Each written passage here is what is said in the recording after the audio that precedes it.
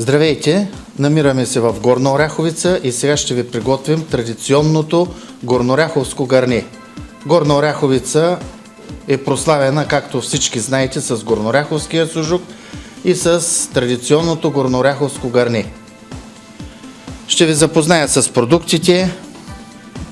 Почваме морков, лук, дребен балушка му викаме, корени моркови, пащърнак, целина, домати, прясно или от буркан, в момента е от буркан, червено вино, сол, черпипер, чесън, червен пипер, дафинов лист, бахар и жилите. За мен е удоволствие да ви приготвя горнооряховското гарне. Това са жилите. Вземат се от мускула, който се закрепва към коста. Това представляват жилите. Това ястие го има единствено и само в Горна Оряховица. Рецептата е подобна на много други, но при нас лично се приготвя с жили. Горнооряховчанина на времето е бил практичен човек и за да не изхвърля този продукт е намерил начин да го приготвя и вярвайте ми, наистина е вкусно. Сега ще пристъпим към нарязването, значи по-голяма част от нещата са приготвени. Лука го слагаме цял, той е дребничък. Ако няма цял, вземаме голям и го нарязваме.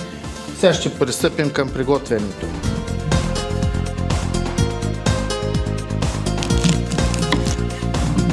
Това е пащърнак.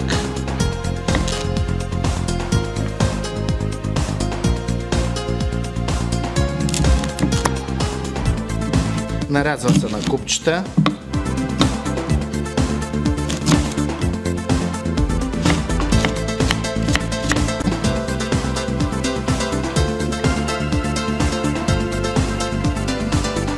Ще нарежем още малко от пащърнака.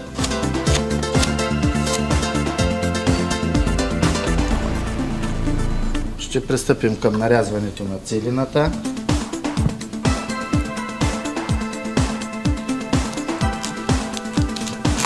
Значи, ако няма глава целина, може да е листа.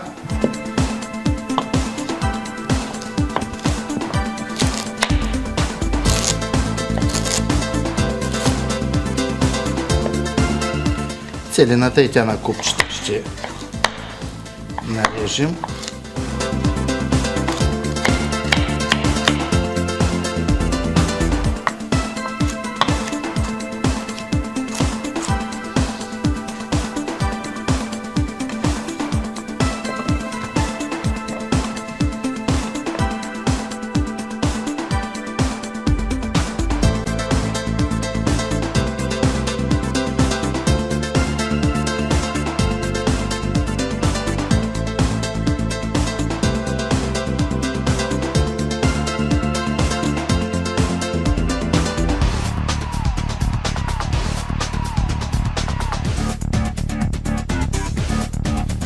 След като нарязахме моркова и го сложихме, слагаме половината лук.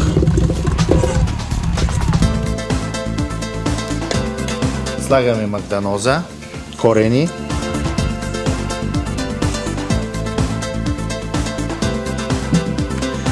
Слагаме един ред жили.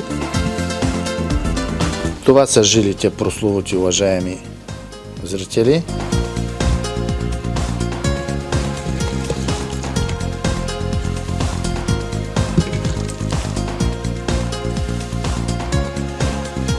Добавяме чесън, черпипер на зърна, червен пипер,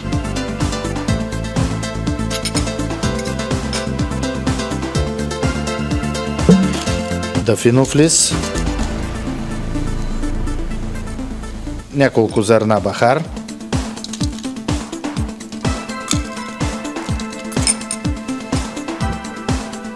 сол,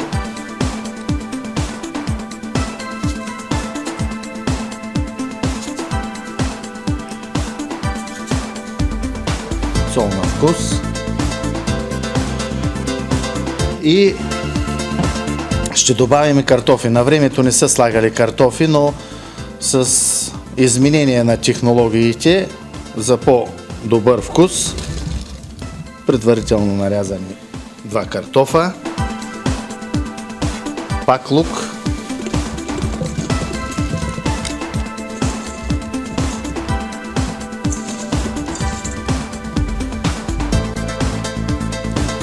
магданоз и останалите жили.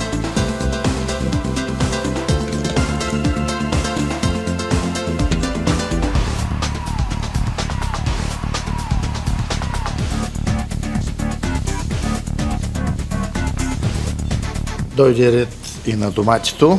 Заливаме с домати.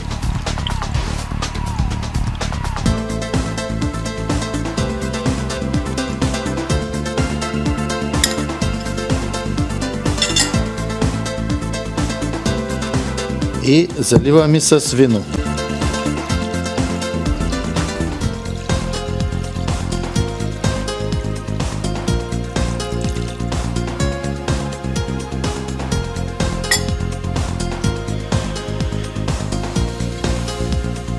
Това е за гарнито.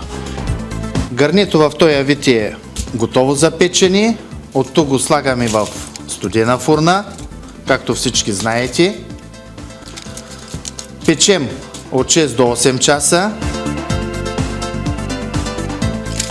като отначало температурата е 220 градуса, след като заври намаляваме на 150 градуса и изчакваме продуктите да станат готови.